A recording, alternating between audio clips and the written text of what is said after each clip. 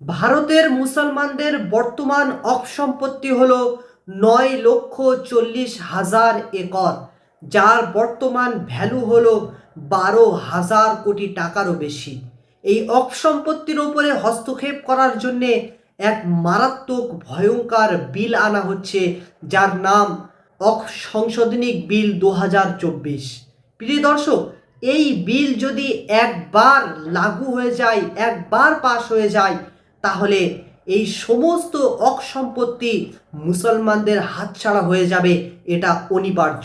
সেজন্যে এই বিল প্রত্যাহারের জন্যে, এই বিলের বিরুদ্ধে আমাদের প্রতিবাদ গড়ে তুলতে হবে, সমাগম গড়ে তুলতে হবে।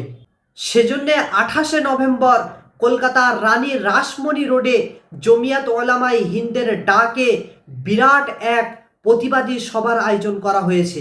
ওই সভায় আমাদের যাওয়াটা এবং বিরাটভাবে সমাগমের সাথে বিরাটভাবে প্রতিবাদ করে ওই বিলকে প্রত্যাহার করাটা আমাদের জন্যে ইমানি কর্তব্য। সেজন্য আমরা সকলে সেখানে যাব। আল্লাহ তাআলা আমাদের সকলকে তৌফিক দান করুক।